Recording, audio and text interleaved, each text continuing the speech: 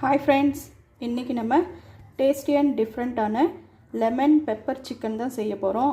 இது வந்து எக்ஸ்பெஷலாக யாருக்காகன்னா சிக்கன் சாப்பிட்டா ரொம்ப ஹீட் ஆகுது, ஸ்டமக் பெயின் எடுக்குது அப்படின்னு சொல்கிறவங்களுக்காக தான். இந்த சிக்கன் இந்த மாதிரி செஞ்சு நீங்கள் எவ்வளோ வேணாலும் சாப்பிட்லாம், உடம்பு வந்து ஹீட்டே ஆகாது. அதுக்கு நான் இங்கே 1 kg சிக்கன் எடுத்து வச்சுருக்கேன். இது ஒரு பக்கமாக இருக்கட்டும். இது வந்து வாஷ் பண்ணி க்ளீன் பண்ணி தண்ணி வந்து வடிகட்டி வச்சுருக்கேன். இது ஒரு பக்கமாக இருக்கட்டும். ஒரு பவுல் எடுத்து அதில் 3லேருந்து 4 டீஸ்பூன் அளவுக்கு வந்து நல்லா கெட்டியான புளிச்ச தயிராக சேர்த்திருக்கேன்.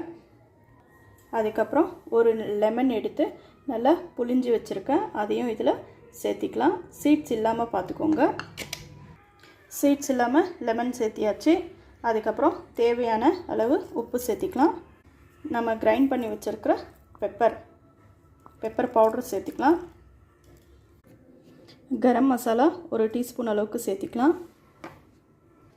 1 டீஸ்பூன் அளவுக்கு ஜிஞ்சர் கார்லிக் பேஸ்ட்டு சேர்த்திக்கலாம்.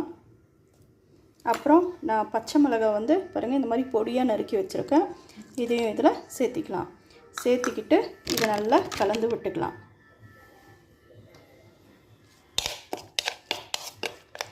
பாருங்கள் நம்மளோட மசாலா ரெடி ஆகிடுச்சு. இப்போ நம்ம க்ளீன் பண்ணி வாஷ் பண்ணி வச்சுருக்கிற சிக்கன் இதில் எடுத்து நல்லா கலந்து விட்டுக்கலாம். பாருங்கள் நம்மளோட சிக்கனை வந்து மசாலாவில் நல்லா கலந்து விட்டுக்கிட்டோம். இப்போ இது வந்து ஒரு 15லேருந்து 20 நிமிஷம் வரைக்கும் வந்து நல்லா ஊறட்டும் சிக்கன். அதுக்கப்புறம் இந்த சிக்கனை வச்சு என்ன ஸ்பெஷலாக செய்ய போகிறோன்றதை பார்க்கலாம். 10 to 15 மினிட்ஸ்க்கு அப்புறம் பாருங்கள் நம்மளோட லெமன் பெப்பர் சிக்கன் எவ்வளோ சூப்பராக ஊறி இருக்குது அப்படின்னு சொல்லிட்டு இப்போது நெக்ஸ்ட் என்னன்னு பார்க்கலாம். இங்கே நான் அடுப்பு ஆன் பண்ணி கடாய் வச்சுட்டேன். கடாய் நல்லா ஹீட் ஆகிட்டுருக்கு. அது வரைக்கும் நம்ம ஒரு பவுல் எடுத்து அதில் 2 டீஸ்பூன் அளவுக்கு கார்ன்ஃப்ளவர் போட்டு தண்ணி போட்டு நல்லா கரைச்சி வச்சுக்கலாம். கார்ன்ஃப்ளவரை நல்லா லிக்விட் பதத்தில் நல்லா கரைச்சி வச்சுக்கிட்டோம். கடாய் நல்லா ஹீட் ஆகிடுச்சு. இப்போ இதுக்கு தேவையான அளவு எண்ணெய் சேர்த்திக்கலாம். தேவையான அளவு எண்ணெய் சேர்த்தியாச்சு. எண்ணெய் நல்லா ஹீட் ஆகிட்டுருக்கு. இப்போ இதில் பட்டை, லவங்கம், ஏலக்காய் எடுத்து வச்சுருக்கேன். அதை இதில் சேர்த்திக்கலாம். இப்போ நம்ம ஊற வச்சுருக்கிற சிக்கன் பீஸை ஒவ்வொன்றா எடுத்து இதில் சேர்த்துக்கலாம்.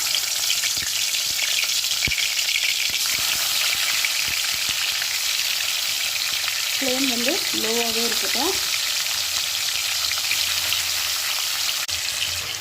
இப்போ நல்லா இதை கலந்து விட்டுக்கலாம்.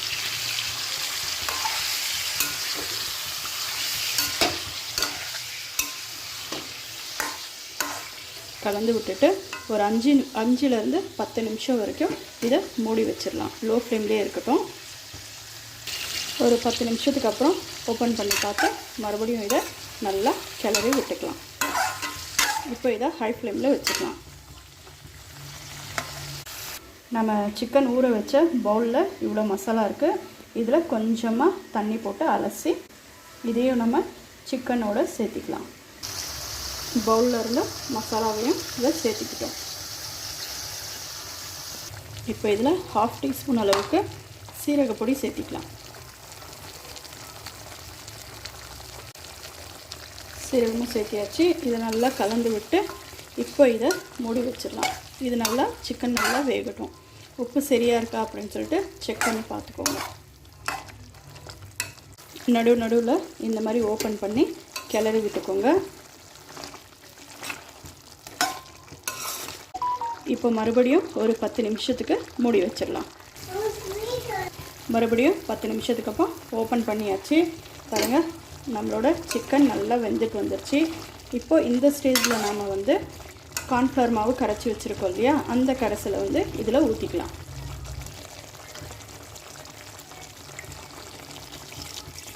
கார்ன்ஃப்ளவர் கரைசல் சேர்த்ததுக்கப்புறம் இதை நல்லா கலந்து விட்டுக்கலாம். இப்போ நம்மளோட சிக்கன் வந்து நல்ல ஒரு கெட்டியான கன்சிஸ்டன்சிக்கு வந்துடும்.